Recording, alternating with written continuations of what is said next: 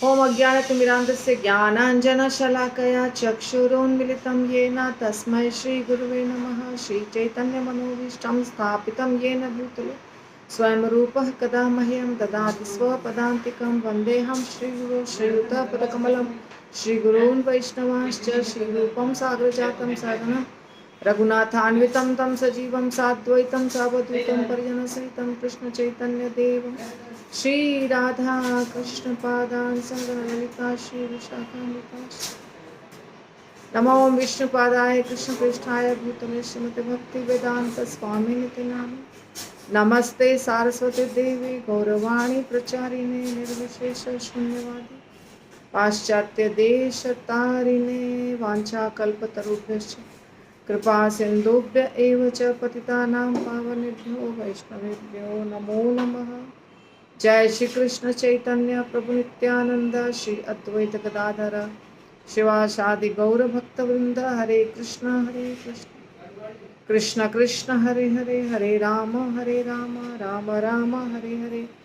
तो आज मैं जो आपको एक बहुत सुंदर छोटी सी लीला बता रही हूँ चैतन्य महाप्रभु की, वो हम लिए हैं चैतन्य मंगल ग्रंथ से, जो लोचन दास ठाकुर के द्वारा, परम पूज्य लोचन दास ठाकुर के द्वारा बताया जा रहा है।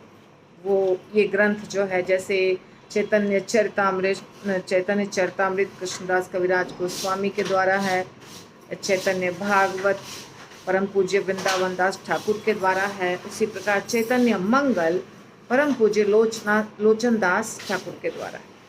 तो कुछ चीज़ें हैं जो इधर हैं उधर नहीं, उधर हैं इधर नहीं, ऐसे करके जो राइटर्स हैं ना, उन्होंने जिस चीज़ को विस्तार पूर्वक चैतन्य चरितामृत में कहा गया है, उसका वृंदावन दास ठाकुर के ग्रंथ में यानी चैतन्य भागवत में शॉर्ट में वर्णन है, और जिस चीज़ का शॉर्ट में वर्णन है उसका दूसरे ग्रंथ में विस्तार से वर्णन है।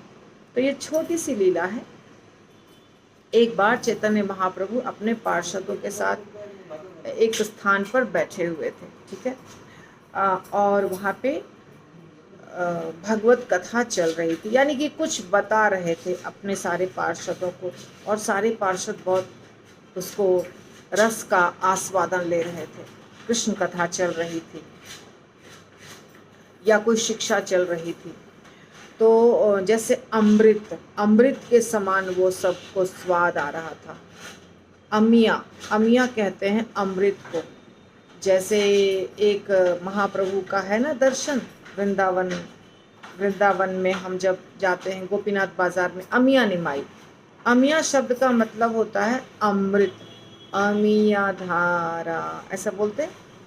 तो अमिया बह रहा था, अमृत बह रहा था, और सारे पार्षद महाप्रभु के एंजॉय कर रहे थे। उसी समय एक ब्राह्मण वहाँ पहुँचा, ठीक है, वो बांग्लादेश जो अभी है, पूर्वी बंगाल, वहाँ का था ब्राह्मण। उसका नाम था वनमाली, और उसके साथ में उसका पुत्र भी था। तो जब उसने देखा चैतन्य महाप्रभु और उनके सारे पार्षद कितने सुंदर लग रहे थे, वो दृश्य बहुत ही अद्भुत था, बहुत आकर्षक था, तो वनमाली देखकर बहुत प्रसन्न हुआ। उसका पुत्र था छोटा, वो भी बहुत प्रसन्न हुआ। दोनों गदगद हो गए। अब उन्हें लग रहा था इतने बड़े बड़े सब हैं यहाँ, जो भी हैं भगवान हैं या जो भी हैं, वो तो नहीं पहचानता था, पर वो तो भिक्षा मांगने आया था। तो उसे लगा कि अभी मैं तो भिक्षुक हूँ, मैं क्या बोलूँ, यह सब इतने महान, देख के ही लग रहा है ना इतने महान आत्मा सब बैठे हुए। तो उसके मुंह से आवाज़ ही नहीं निकल रही थी, परंतु फिर भी कोशिश करके उसने बोला कि मैं बहुत निर्धन ब्राह्मण हूँ और निर्धनता से बहुत ज़्यादा पीड़ित हूँ, इसीलिए भिक्षा मांगने यहाँ आया था, परंतु आपको देखकर आत्मा तृप्त हो गई। आप सब का दर्शन करके मैं बहुत धन्य हो गया, बहुत अंदर से भूख प्यास सब मिट गई, कोई चीज़ की अब चिंता नहीं है। अब मैं अपने आप को निर्धन महसूस नहीं कर रहा हूँ। हृदय जैसे कि भोजन पाने से व्यक्ति तुष्ट हो जाता है, वैसे मैं बिल्कुल तुष्ट हूँ। ऐसा लग रहा है कि इस दुनिया में जन्म लेना सार्थक हो गया। मेरा जन्म सार्थक हो गया, क्योंकि मैंने चैतन्य महाप्रभु का दर्शन पाया। सुना था चैतन्य महाप्रभु के बारे में, पर वो जानता नहीं था, कभी देखा नहीं था। तो दर्शन हुआ पहली बार, तो उसको लगा कि अरे आज तो मेरा जीवन सफल हो गया। और कह रहा है कि मैं ठंडक महसूस कर रहा हूँ, शीतलता महसूस कर रहा हूँ, और निर्धनता की ज्वाला से जो मैं जल रहा था वो भी मेरा समाप्त हो गया। ऐसा लग रहा है कि अमृत की वर्षा हो रही है मेरे ऊपर। तो जब वो ये सब बोला, जैसे भी टूटी फूटी भाषा में बोला, तो महाप्रभु ने अपने आँखों से, यानी अपने कटाक्ष दृष्टि से दोनों पिता और पुत्र को देखा। जस्ट देखा, दोनों की तरफ नजर दिया और दोनों को देखा। कहते हैं लोचन दास ठाकुर कि जैसे ही दोनों के ऊपर महाप्रभु की दृष्टि गई कि उनका जो पूर्व जन्म का कर्म था, जो भी भौतिक बंधन था, सब कट गया। सिर्फ महाप्रभु के दृष्टि पड़ने से उनका भौतिक बंधन कट गया। प्रसन्न होकर के उनको भगवत प्रेम मिला और प्रसन्न होकर के वो दोनों बाप बेटा चले गए। तो फिर ऐसे समय बीता। अब एक दिन और ये दोनों, मतलब वनमाली और उसका पुत्र, दोनों फिर वहाँ आए एक स्थान पर, जिस जगह पर चैतन्य महाप्रभु और उनके पार्षदगण थे। और चैतन्य महाप्रभु नृत्य कर रहे थे, बहुत भाव में चैतन्य महाप्रभु नृत्य कर रहे थे। तो उसी समय वो दोनों बाप और बेटा, वनमाली और उनका पुत्र आए और देखा क्या कि चैतन्य महाप्रभु तो वही हैं जिनका दर्शन मैं पिछली बार करके गया था, पर अभी तो ये सांवले हो गए। उस समय तो हमने गोरा वर्ण देखा था, अभी श्याम वर्ण हो गया इनका। फिर देखता है पीली धोती भी पहने हुए हैं, फिर देखता है कि मोर पंख भी लगाए हुए हैं, बांसुरी भी हाथ में है, और पूरा ग्वाला वाला रूप है, और मंद मंद शीतल पवन बह रही है। उसके बाद देखता है कि वहीं पर राधा रानी भी है। फिर वो देखता है कि ग्वाल वाल भी है। फिर देखता है वहीं पर सारा दर्शन, बहुला वन, बांडीर वन, गोवर्धन पर्वत, यमुना नदी, सारी भगवान की लीला स्थलियों का दर्शन उसको होने लग जाता है। अब वो देखते जा रहा है, देखते जा रहा है, देखते जा रहा है। गौओं को देखा, गोपियों को देखा, गोपालकों को देखा, चैतन्य महाप्रभु को मदन गोपाल जी के रूप में देखा। देखते देखते मूर्छित होकर गिर पड़ा, बेहोश होकर गिर पड़ा। उसे लगा ये क्या हो रहा है, मैं क्या देख रहा हूँ, ये तो चैतन्य महाप्रभु का अलग ही रूप था, यहाँ तो अलग ही रूप दिखाई दे रहा है। उसके बाद कुछ समय के बाद उसको होश आया, तो जोर जोर से हल्ला करने लगा, धरती पटकने लगा, अपने हाथ से भूमि पर मारने लगा, भुजाओं को पटक पटक करके, अरे ये कृष्ण है, ये कृष्ण है, यही तो कृष्ण है, ये विश्वम्भर कोई और नहीं, ये कृष्ण है। जब ये जोर जोर से भूमि को पटक पटक करके आवाज दे देकर बोलने लगा, तो चैतन्य महाप्रभु की नजर पड़ी। चैतन्य महाप्रभु ने देखा और बोला इसको पकड़ो। चैतन्य महाप्रभु नाच रहे थे, नाच बंद हो गया, उनका नृत्य बंद हो गया, और किसी पार्षद को कहा इसको पकड़ो। फिर सारे पार्षदों ने उस ब्राह्मण को पकड़ा, शांत किया, क्योंकि उसने कभी दर्शन किया नहीं था। परंतु ये जो दर्शन दिखाया चैतन्य महाप्रभु ने, जिसमें चैतन्य महाप्रभु स्वयं कृष्ण के रूप में हैं, सिर्फ उस ब्राह्मण को नहीं दिखाया, वनमाली को। वनमाली ने देखा, वनमाली के पुत्र ने देखा, और जितने पार्षदगण वहाँ थे विराजमान, सबने देखा वो रूप, सबने वृंदावन का दर्शन देखा, सबने कृष्ण देखा, राधा रानी देखा, गोपियों को देखा, गोप बालकों को देखा। तो चैतन्य महाप्रभु ने छोटी सी लीला बताई कि चैतन्य महाप्रभु किस प्रकार कृपालु हैं, स्वयं कृष्ण हैं, और कैसे जब वो कृपा करते हैं, सिर्फ दृष्टिपात किया, और उस वनमाली का सारा पिछला जन्म का कर्म फल, प्रारब्ध, बंधन सब समाप्त हो गया और वो इतना ज़्यादा पवित्र हो गया कि भगवान का दर्शन उसको हुआ। चैतन्य महाप्रभु की कृपा से उसको भगवान का दर्शन मिल गया। तो ये है महाप्रभु की कृपा। और एक तो महाप्रभु की कृपा, और क्या शिक्षा मिलती है हमको कि हमें पूर्ण श्रद्धा के साथ, पूर्ण विश्वास के साथ जो हमारे पास है उसमें खुश रहते हुए भगवान की भक्ति करनी चाहिए। कब भगवान कृपा कर देंगे पता नहीं। जैसे ही हमारा हृदय बेचैन होगा भगवान के लिए, भगवान कृपा कर देंगे। दूसरी बात क्या हमको इस कथा से पता चलती है कि भगवान या उनके जो संगी साथी होते हैं, पार्षद होते हैं, उनका एक क्षण मात्र भी अगर एसोसिएशन मिल जाता है, बहुत बड़ी कृपा हो जाती है। लवा मात्र साधु संग सर्व शास्त्र का है। हाँ, तो 1 मिनट के लिए भी एक लव बहुत छोटा है, समय का बहुत छोटा परिमाण है या मात्रा है। साधु संग सर्व शास्त्र का है, लव मात्र साधु संग सर्व सिद्धि होय।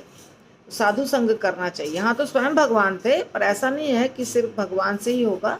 साधु जो होते हैं, महात्मा जो होते हैं, उनकी दृष्टि भी पड़ेगी तो उससे भी हमारे बंधन कटते हैं। भगवान से तो कटते ही हैं। भगवान तो जगाई मधाई को देखे कितना तुरंत में पवित्र हो गए जगाई मधाई। तो ये तो अच्छे ब्राह्मण थे, वनमाली ब्राह्मण थे, वो अच्छे ब्राह्मण थे। तो बस इतनी छोटी सी लीला हमने बताई। अब हम करेंगे चैतन्य चरितामृत, जहाँ हमने कर लिया था उसके आगे। तो हमारा चल रहा है आदि लीला, दूसरा अध्याय, और श्लोक संख्या 43 से होगा, 42 तक हो चुका है। ठीक है। हे प्रभु, सॉरी ये 15, हाँ 15, आज 22 है ना, राइट। हे प्रभु, तृतीय कारण सुनो, श्री भगवान अनंत ब्रह्मांड बहु वैकुंठ आदि धाम। हे प्रभु, हे भगवान, मेरे तीसरे कारण को सुने।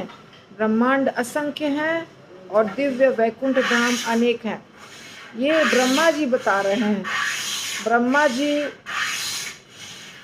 बता रहे हैं कृष्ण को कि आप आदि भगवान हैं। ठीक है ना, हमने पिछली बार देखा था। और कह रहे हैं कि आप तो मेरे पिता हैं, तो आप क्यों बोलते हैं कि आप पिता नहीं हैं, और आप क्यों नहीं माफ़ करेंगे मेरे गलती को? यदि मैंने गलती भी किया है तो मैं तो आपका पुत्र हूँ, मैं तो आपका पुत्र हूँ। तो पिता तो अपने पुत्र की गलती को माफ़ करता है। तो भगवान कहते हैं नहीं नहीं, मैं तुम्हारा पिता कैसे हो गया?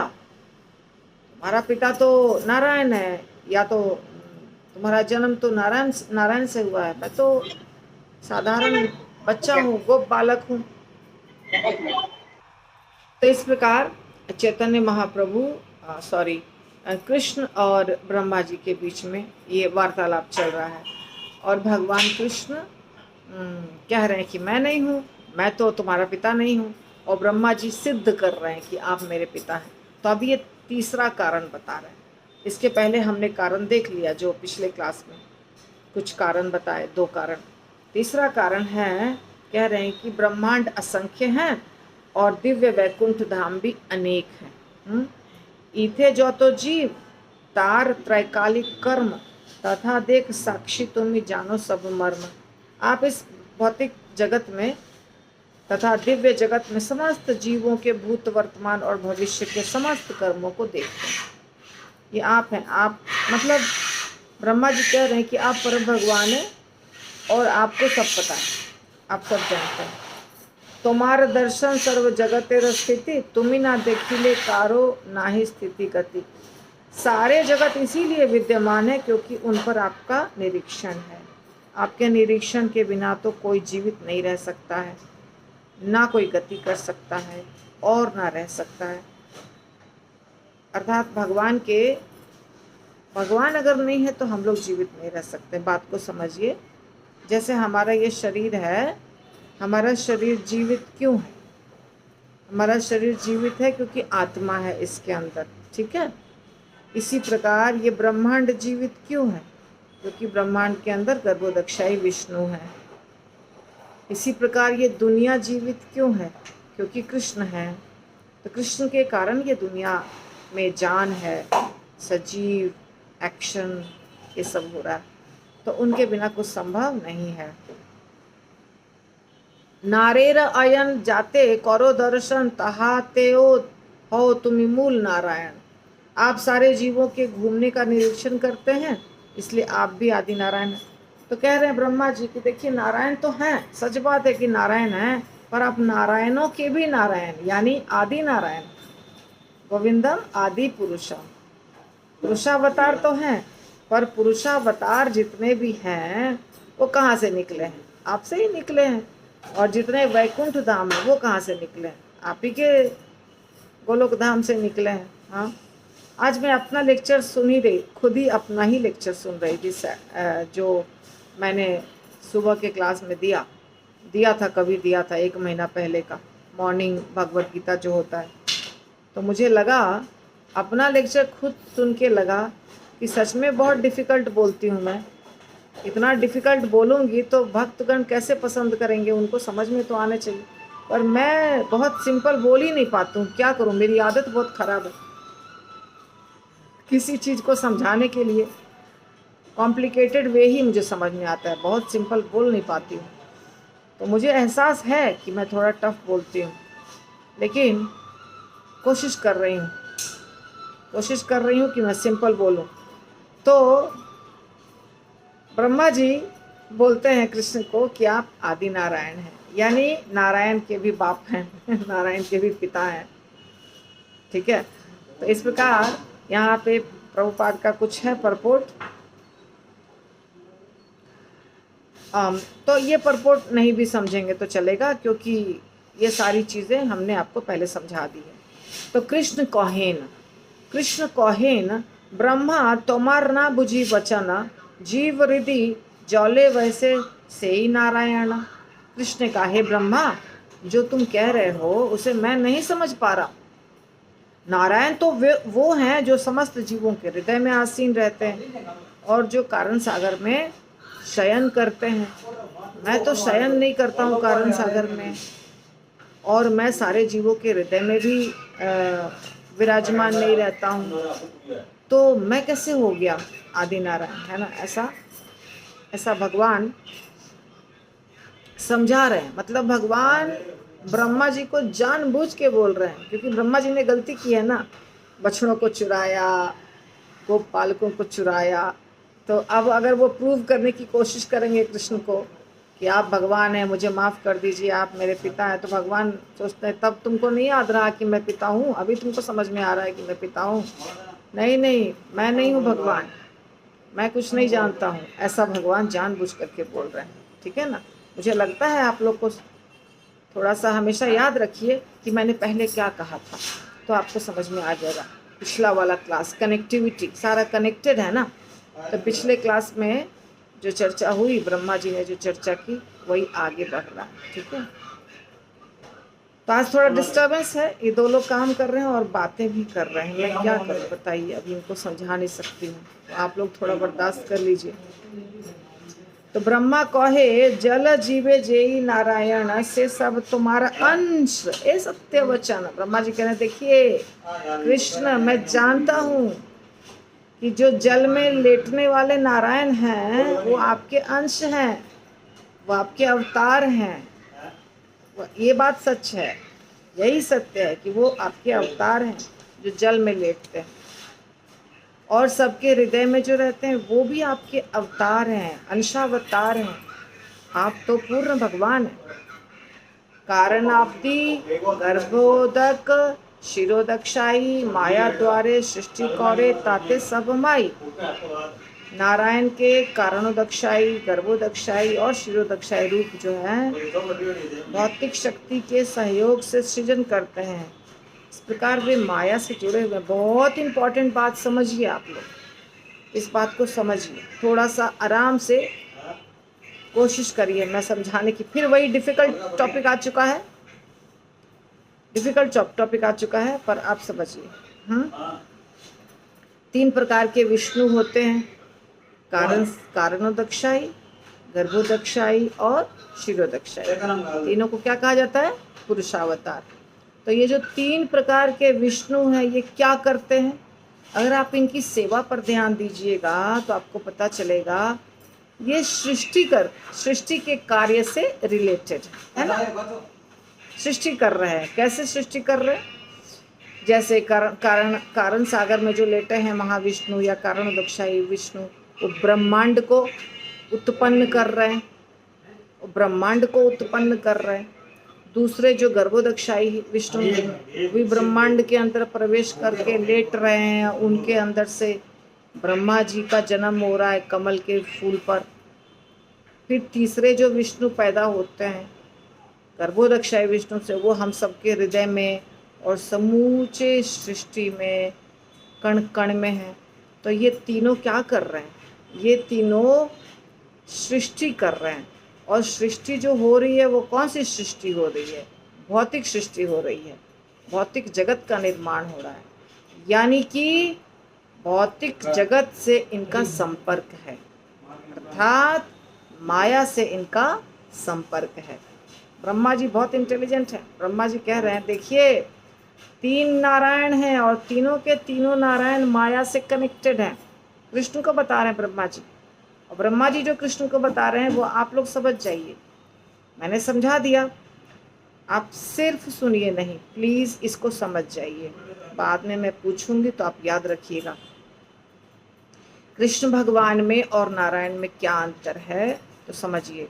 भगवान कृष्ण भौतिक चीज़ों से कनेक्टेड नहीं है, पर तीनों के तीनों पुरुषावतार भौतिक सृष्टि से कनेक्टेड हैं।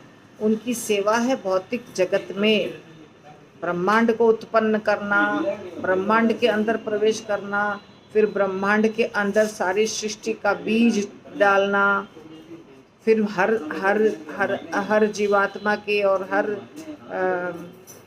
कण कण में विद्यमान होना। तो ये सारा जो कार्य, ये सृजन कार्य हो रहा है, सृष्टि हो रही, और ये सारी सृष्टि जो है माया से कनेक्टेड है ना। इसलिए फर्क देखिए।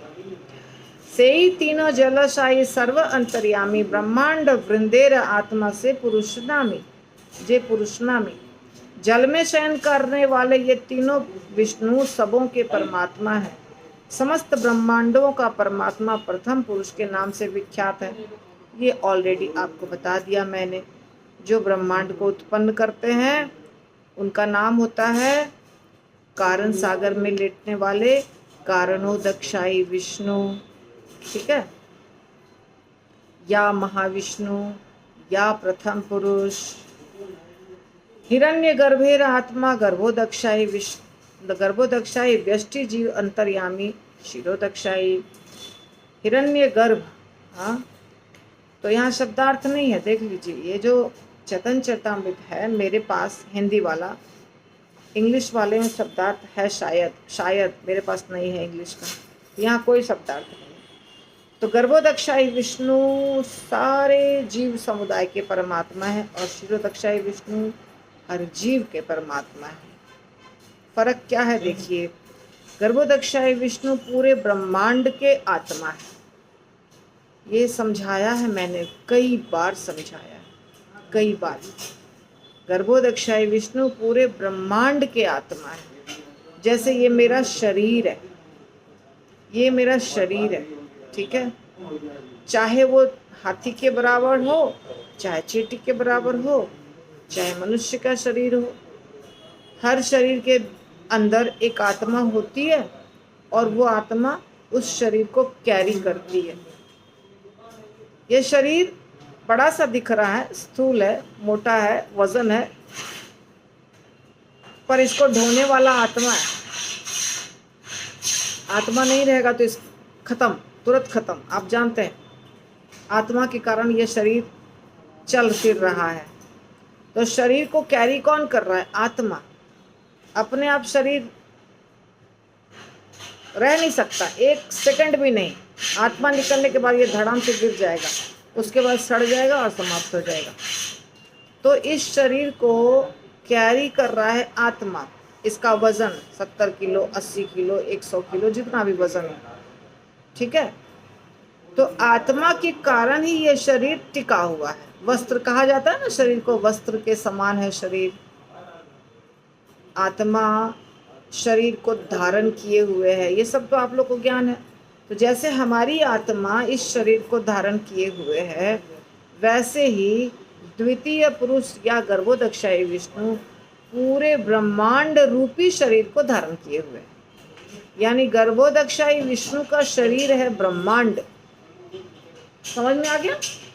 गर्भोदक्षाई विष्णु का शरीर क्या है? ब्रह्मांड। इसका मतलब जैसे हमारे शरीर के कहीं किसी कोने में दर्द होता है तो हमको पता चलता है, क्योंकि आत्मा है और अनुभूति वो ले रहा है। पूरे शरीर के हर कोने कोने का अनुभव है आत्मा को, चेतना को। वही आत्मा की एनर्जी पूरे शरीर में फैली हुई है। इसी प्रकार पूरे ब्रह्मांड के आत्मा द्वितीय पुरुष हैं। इसका मतलब है पूरे ब्रह्मांड में कहीं भी कुछ भी हो रहा है तो गर्भोदक्षाई विष्णु को पता है, उनका ही शरीर है ये। ठीक है, अभी समझ में आ गया? तो पूरा समष्टि आत्मा है और व्यष्टि आत्मा क्षीरोदक्षाई विष्णु।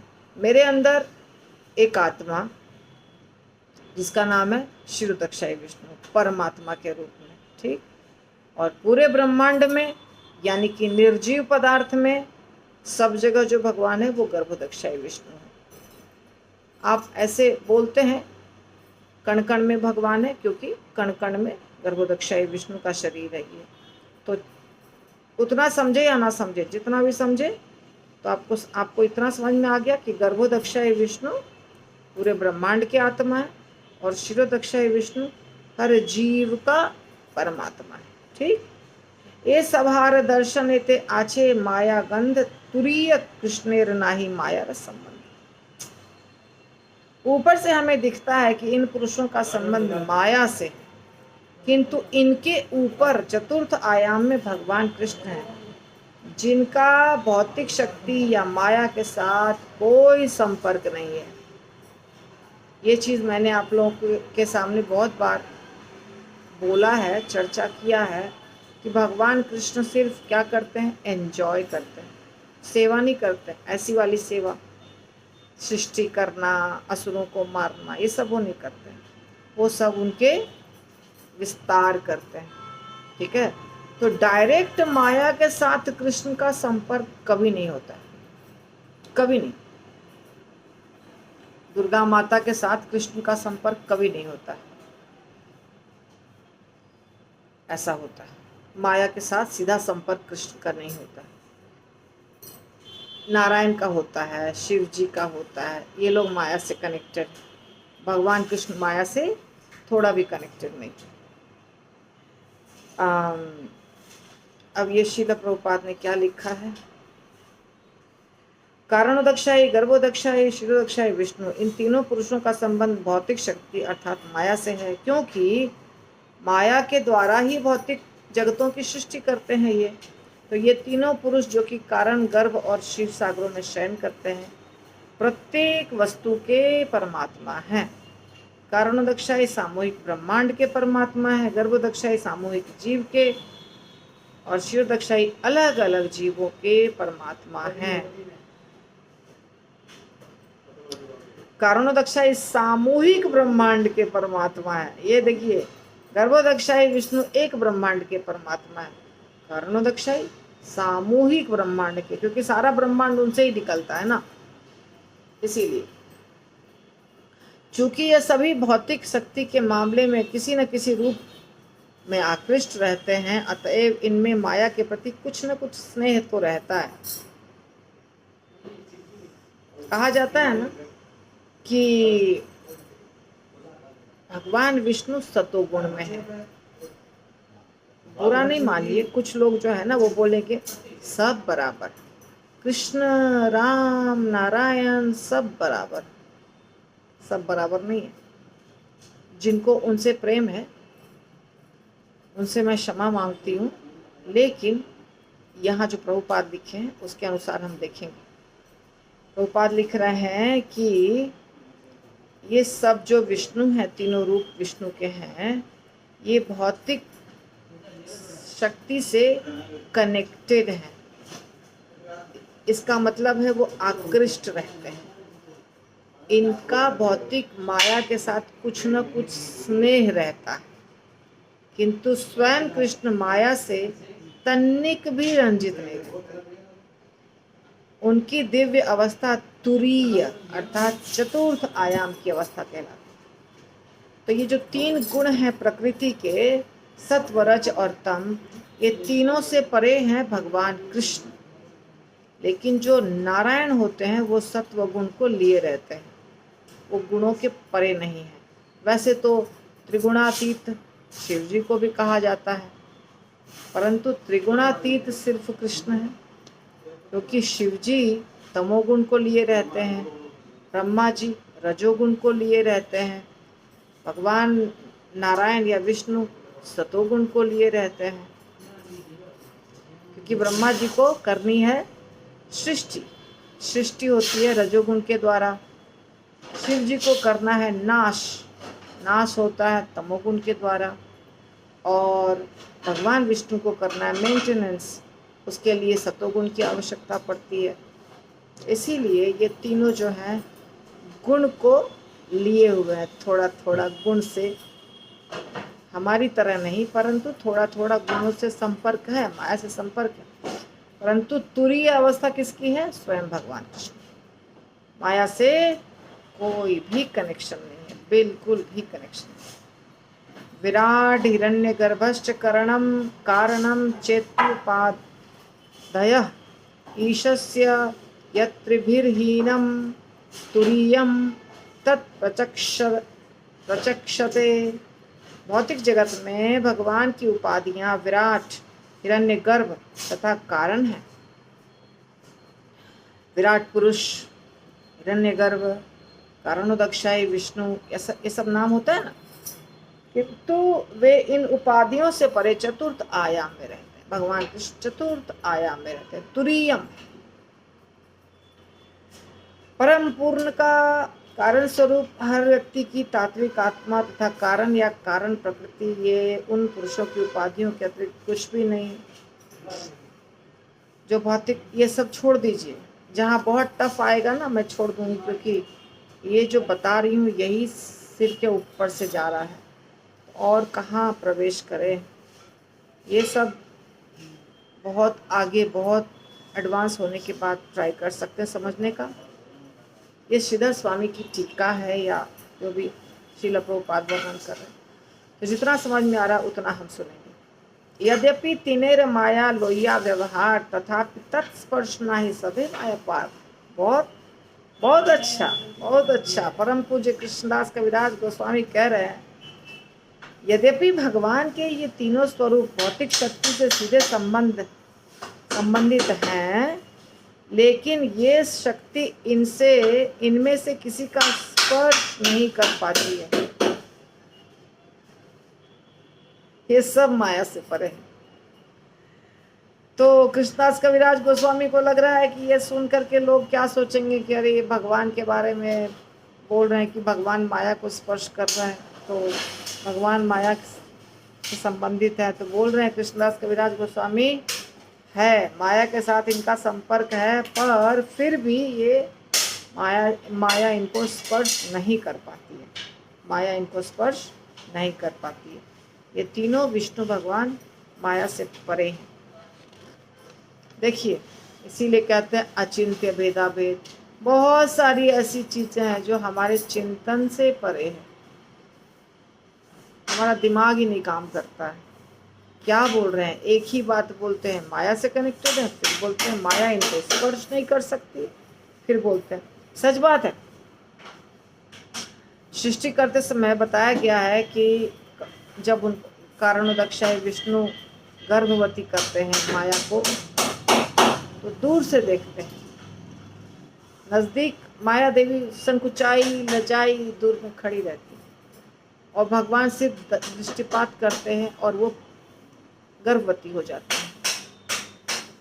तो इसके बारे में बताया गया है शास्त्र में कि जैसे सूर्य देवता की रोशनी आती है, सूर्य देवता की रोशनी से पौधे पौधे जो होते हैं हरे पत्ते वाले, उसके अंदर एक क्रिया होती है जिसको फोटोसिंथेसिस कहा जाता है, और उससे उसका खाना बनता है।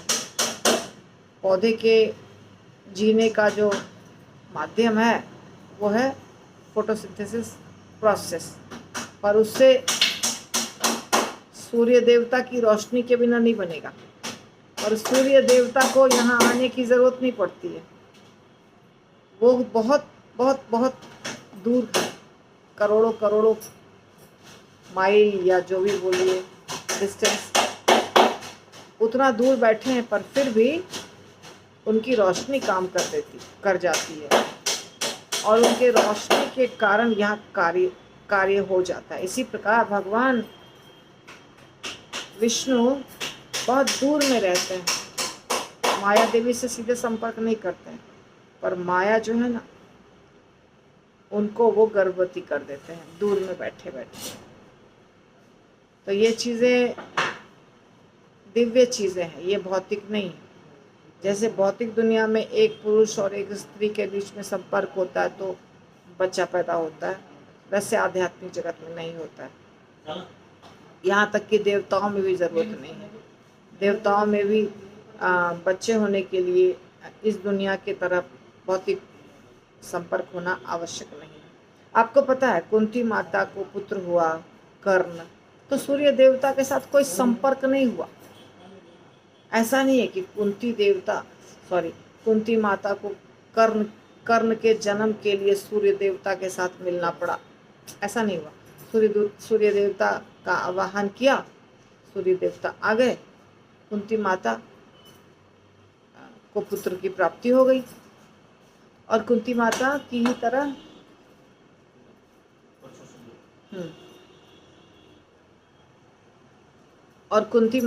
तरह और बहुत सारे शास्त्र में आपको वर्णन मिलेंगे जहाँ पर हम देखते हैं संतान की उत्पत्ति हुई है। तो उन सब का जैसे सत्यवती माता जो थी, मत्स्य कन्या, व्यासदेव जी का जन्म हुआ पराशर मुनि से, तो वो कुंवारी थी, तो कुंवारी कन्या जो होता है उसका कुंवारापन वो भंग नहीं हुआ था, परंतु पुत्र की प्राप्ति हो गई। उसी तरह कुंती माता का भी कुंवारापन भंग नहीं हुआ, पुत्र की प्राप्ति हो गई। तो ये दिव्य चीज़ें होती है जो भौतिक दुनिया के लोग समझ नहीं पाते हैं, परंतु सत्य है ये। अभी वो लोग नहीं है, शांति जितनी भी है थोड़ी बहुत तो हम कर लेंगे। तो ये है वर्णन कृष्णदास कविराज गोस्वामी का। आगे कहते हैं, यह भगवान का ऐश्वर्य है, यद्यपि वे भौतिक प्रकृति में स्थित रहते हैं किंतु प्रकृति के गुणों से कभी भी प्रभावित नहीं होते। इसी प्रकार जो लोग उनकी शरण में जा चुके हैं और जिन्होंने अपनी बुद्धि को उन पर स्थिर कर लिया है, वे प्रकृति के गुणों से प्रभावित नहीं होते। हमारे लिए जो उनके शरण में गए हैं, भगवान के शरण में जो जा चुके हैं, जिन्होंने अपने बुद्धि को भगवान में लगा दिया है, वो भी प्रकृति के गुणों से प्रभावित नहीं होते हैं। माया देवी फिर उनको छोड़ देती है। जो कृष्ण की भक्ति करते हैं, फिर माया देवी सोचती है कि बस हो गया ना, अभी इसके ऊपर ज़्यादा एक्सपेरिमेंट नहीं करना है, ज़्यादा टेस्ट लेना नहीं है। ये हर समय तो भजन ही करता रहता है, जितना टेस्ट लेना है वो सब ले लिया, अब ये पक्का भक्त बन गया, अब इसको छोड़ दो, तंग मत करो। तो माया देवी भी उसको छोड़ देती है। यदि अपना मन बना लिया किसी ने, किसी भक्त ने, कि हमको भगवान की भक्ति करनी है, शुरुआत में कठिन परिस्थिति आती है, शुरुआत में परीक्षाएं होती है, बाद में माया देवी क्या करती है, छोड़ देती है। तो माया के गुणों का प्रभाव नहीं होता है भक्त के ऊपर। ठीक है, ये श्लोक लिया गया है 1.11.38 श्रीमद् भागवतम से। जिन लोगों ने भगवान के चरणों की शरण ले ली है, वे भौतिक जगत में रहते हुए भी उससे अपनी पहचान नहीं जो बुद्धिमान व्यक्ति होता है वो अपने आप को, अपना जो ओरिजिनल पोजीशन है उसको याद रखता है। जो बुद्धिमान नहीं है वो जहाँ जाता है वहीं पे भटक जाता है।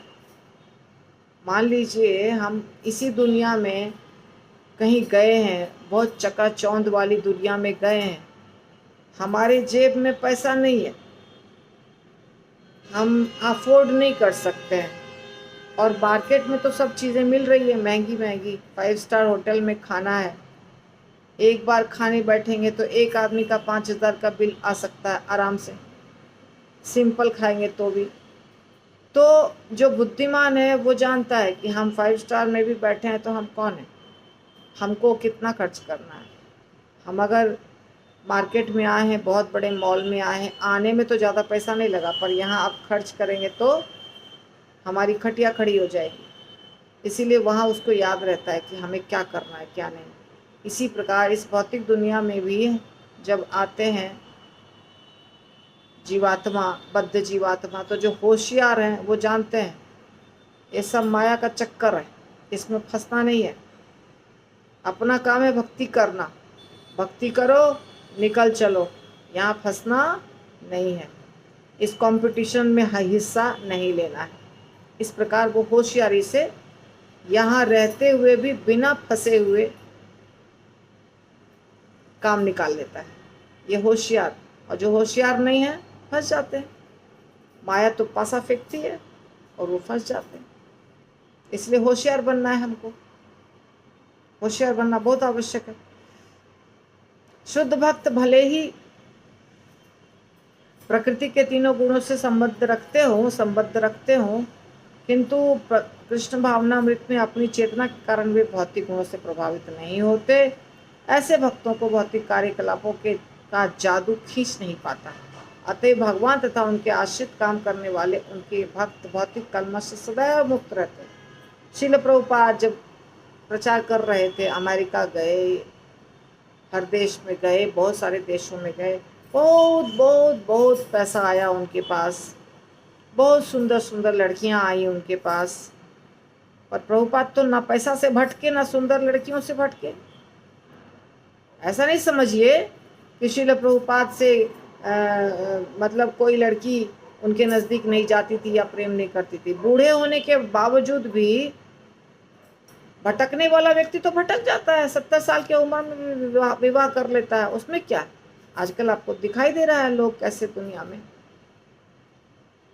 श्रील भक्ति सिद्धांत सरस्वती ठाकुर महाराज ने कहा था उस जमाने में, यहाँ जो बैठे हैं सन्यासी, जरा बताओ कि सन्यासी बन करके बैठे हैं और सबका स्त्री के साथ संबंध।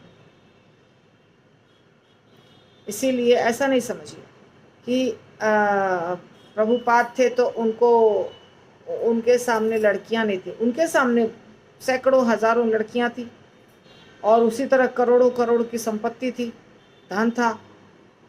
गुरु महाराज भी वैसे ही श्रील प्रभुपाद की तरह। परंतु जो व्यक्ति पक्का दृढ़ निश्चय वाला है, कृष्ण भक्ति के लिए पूर्ण रूप से जीवन को समर्पित कर दिया है, उसके ऊपर माया का जादू चलता नहीं है, कुछ भी फर्क पड़ता नहीं है।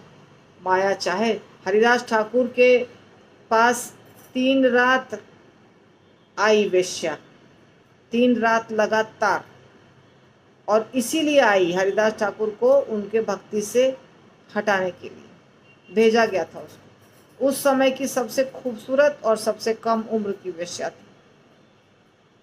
तो हरिदास ठाकुर के मुसलमान थे, और जो मुसलमान सब थे उनको पसंद नहीं था कि ये क्यों हरि नाम करता है, इसको तो करना चाहिए, जो हमारा धर्म है वो करना चाहिए। तो सब ने शिकायत की, राजा थे उस समय, मुसलमान राजा थे, और सब मिल करके भेजे वेश्या को बर्बाद करने के लिए इनके भक्ति को। परंतु 3 रात में वेश्या ही भक्त बन गई, ये क्या बर्बाद होंगे। वेश्या ही दंडवत प्रणाम करके इनसे दीक्षा ले ली, बाल मुड़ा ली, सफ़ेद साड़ी पहन ली, सारा धन संपत्ति जो उसके पास था, सोना गहना हीरा मोती सब दान दे दिया, जो घर था वो भी दान दे दिया, और हरिदास ठाकुर के कुटिया में आके रहने लग गई। और हरिदास ठाकुर उसको वो कुटिया देके स्वयं चले गए, जहाँ भी जाना था वो चले गए, बोले तुम इसमें रहो और भजन करो।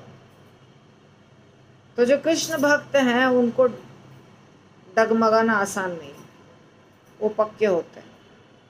तो इसीलिए हम माया में क्यों फंसते हैं? क्योंकि हमारी भक्ति दृढ़ नहीं है।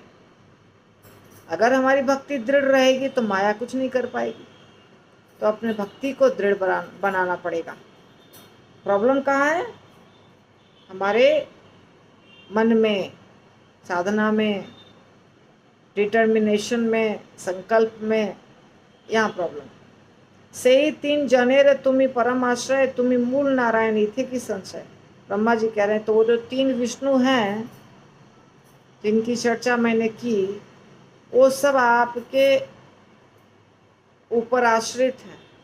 आप उन सब के जड़ हैं, आप आश्रय तत्व हैं, आप मूल नारायण हैं, इसमें कोई शक नहीं, कोई संशय नहीं।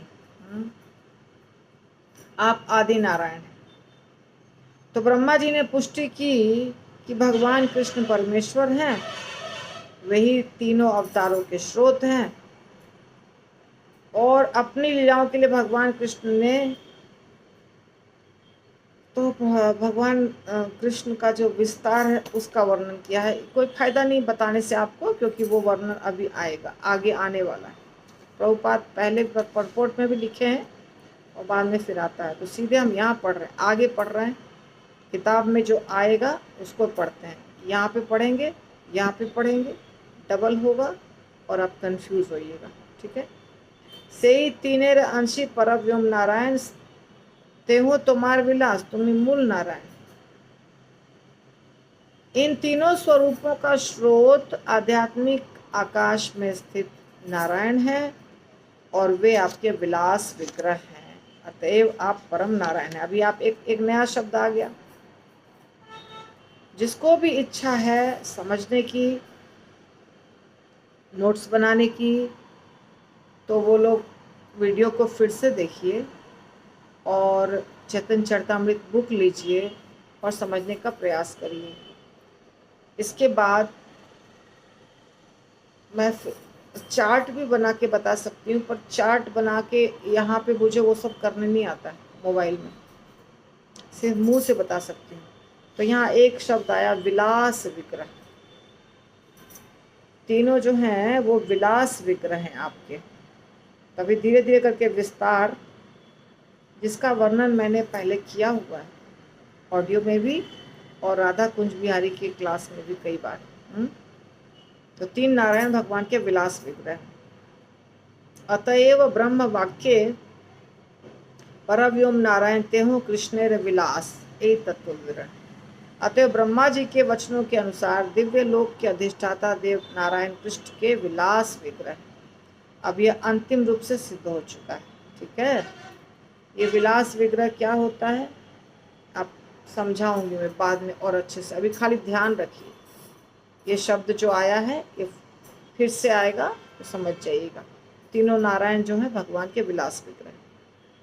ए श्लोक तत्व लक्षण भागवत सार परिभाषा रूपे इहार सर्वत्र अधिकार। इस श्लोक में सूचित पाठ 30 में सूचित सत्य श्रीमद् भागवतम का सार है। यह निर्णय पर्यायों के रूप में सर्वत्र व्यवहृत होता है। ब्रह्म आत्मा भगवान कृष्ण विहार, ये अर्थ ना जानी मूर्ख अर्थ करे आर।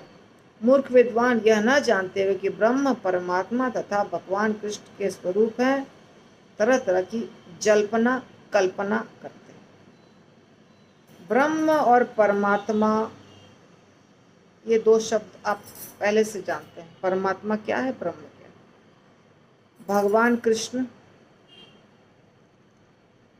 इनसे ही ये सब निकले हैं, इनके स्वरूप हैं। परंतु जो नहीं जानते हैं वो कुछ इसके बारे में अलग अलग चर्चा करते हैं। अवतारी नारायण कृष्ण अवतार तेहो चतुर्भुज यह मनुष्य आकर। अवतारी नारायण कृष्ण अवतार, चूंकि नारायण के 4 हाथ हैं एवं कृष्ण मनुष्य की तरह लगते हैं, उनका कहना है कि नारायण तो मूल ईश्वर है किंतु कृष्ण अवतार मात्र हैं।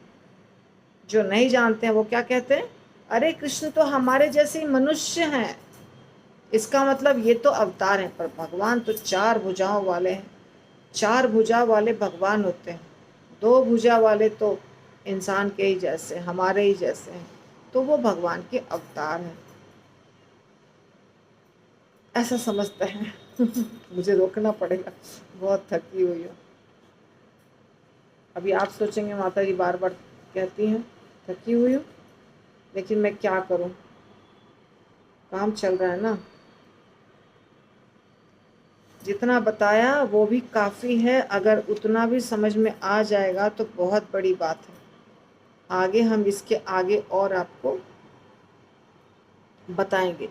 जो प्रभुपाद यानी कि जो कृष्णदास कविराज गोस्वामी बता रहे हैं, वर्णन कर रहे हैं, ये अभी विस्तारों का वर्णन शुरू हो गया है, तो थोड़ा सा डिफ़िकल्ट आएगा, परंतु इंटरेस्टिंग भी है।